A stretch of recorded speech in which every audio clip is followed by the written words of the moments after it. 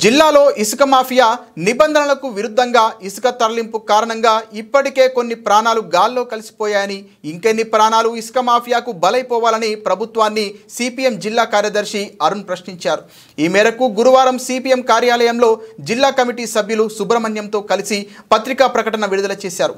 నిబంధనలకు విరుద్ధంగా ఇసుక తరలింపు వల్ల రోడ్డుపైన ఇసుక పడి వాహనదారులు జారిపడి ప్రాణాలు కోల్పోతున్న ఇసుక మాఫియా అరాచకాలు ఆగడం లేదని అరుణ్ విమర్శించారు।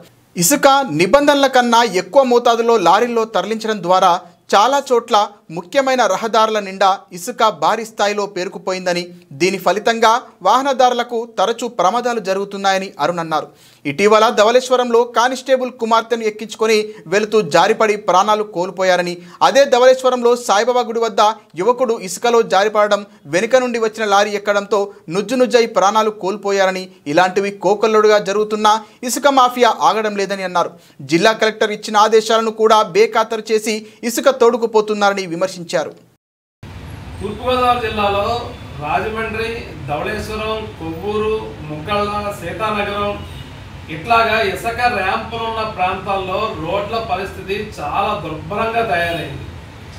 ఇసుక మాఫియా లాభాల వేట కోసం 40 టన్నుల లారీలకి లోడుకి మించిపోయి ఇసుకను వేయటం, దానిపైన కనీసం టార్పాలిన్ వేయాల నిబంధనలు కూడా ఉల్లంఘించి అడ్డగోలుగా ఇసుక తరలింపు చేయడంతో రోడ్డు మొత్తం ఇసుక పడిపోవటం, ఆ రోడ్ల మీద ఇసుకలో బండి మీద ప్రయాణం చేసేటువంటి వాహనదారులు జారి పడిపోవటం అనేటువంటివి తరచుగా జరుగుతూ ఉన్నాయి।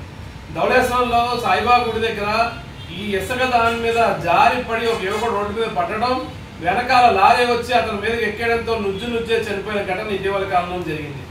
అదే ధవళేశ్వరంలో ఒక కానిస్టేబుల్ వాళ్ళ అమ్మాయిని ఎక్కించుకుని బండి మీద వెళ్తూ ఇసుక దానికి స్కిడ్ అయ్యి బస్సు కింద పడి చనిపోయిన ఘటన కూడా జరిగింది। ఇట్లాంటివి అనేక కొల్లాలుగా జరుగుతూ ఉన్నాయి। చాలా మంది స్కిడ్ అయ్యి పడిపోయి కాళ్ళు చేతులు వెనక్కొట్టుకున్న పరిస్థితి ఉన్నది।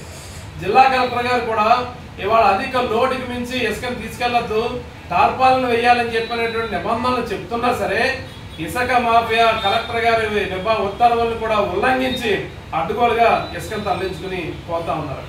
ఇవాళ ఇంకెన్ని ప్రాణాలు బలి తీసుకుంటేనే కానీ ఇసుక మాఫియా ఆగడాన్ని ఆగుతాయా అని చెప్పి ప్రశ్నిస్తా ఉన్నాం। జిల్లాలో ఇన్ని ప్రమాదాలు జరుగుతూ ఉంటే, ఇంతమంది ప్రాణాలు కోల్పోతా ఉంటే ఇవాళ ప్రజాప్రతినిధులు ఇసుక మాఫియా ఆగడాలని ఎందుకు చూస్తూ ఉన్నారు అని చెప్పి అడుగుతా ఉన్నాం। ఇవాళ ఇసుక మాఫియా సంబంధించిన వాటిని నిలదీయడానికి ఇసుక ర్యాంపులకి వెళ్ళి మాట్లాడుతూ ఉంటే మీ ఇష్టం వచ్చిందని చెప్పుకోండి, మమ్మల్ని ఎవరు ఏమి చేయలేరనే ధోరణిలో మాట్లాడటం అంటే ఇవాళ ప్రభుత్వం అండో, ప్రజాప్రతినిధులు అండో, లేకపోతే అధికార యంత్రాంగం అండో లేకుండా ఎంత పెట్టరైపోయే అవకాశం ఉందా అని చెప్పని ఇవాళ అడుగుతా ఉన్నాం। అందుకనే మేము జిల్లా అధికారులని, ప్రజాప్రతినిధులని కూడా విజ్ఞప్తి చేస్తా ఉన్నాం, ఇట్లాంటి ఇసుక మాఫియా ఆగడాలని తక్షణమే అరికట్టండి। ఇవాళ అధిక లోడుకి మించి ఇసుకని తీసుకెళ్తున్నటువంటి పద్ధతుల్ని నియంత్రించండి। ఇవాళ చాలా మంది ప్రాణాలు గాల్లో కలిసిపోతున్నాయి, అట్లాంటి ప్రమాదాలు జరగకుండా ఆపేదాని కోసం ప్రయత్నం చేయండి అని చెప్పి విజ్ఞప్తి చేస్తా ఉన్నాం।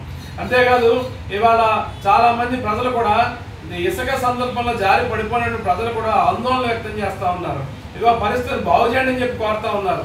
అందుకనే ప్రభుత్వం వెంటనే స్పందించాలి, ఇది అత్యవసర పరిస్థితిగా తీసుకోవాలి।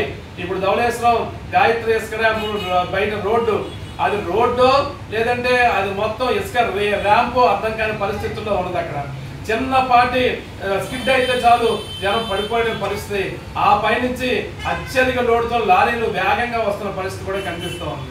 అందుకే ప్రభుత్వం తక్షణమే వారం 10 రోజుల్లోపు ఇట్లాంటి వాటన్నిటిని నియంత్రించి ఆ రోడ్లపైన ఇసుక మొత్తాన్ని తొలగించి ప్రయాణికులకు ఇబ్బంది లేకుండా చేయాలని చెప్పని ప్రభుత్వ అధికారులు, ప్రజాప్రతినిధులు కోరుతా ఉన్నాం। ప్రభుత్వం స్పందించకపోతే సిపిఎం పార్టీగా ప్రజల్ని సమీకరించి అధిక లోడుతో ప్రయాణం చేస్తున్న ఇసుక లారీలను అడ్డుకుంటాము, ఎక్కడికక్కడే ఇసుక లారీలను అడ్డుకుని ఆఫ్ చేస్తాం, నిలుపుదల చేస్తాము। తర్వాత జరిగే పరిణామాలకి ఇవాళ ప్రభుత్వ యంత్రాంగం బాధ్యత వహించాల్సి వస్తుందని చెప్పని కూడా ప్రభుత్వ అధికారులకి తెలియజేస్తాం।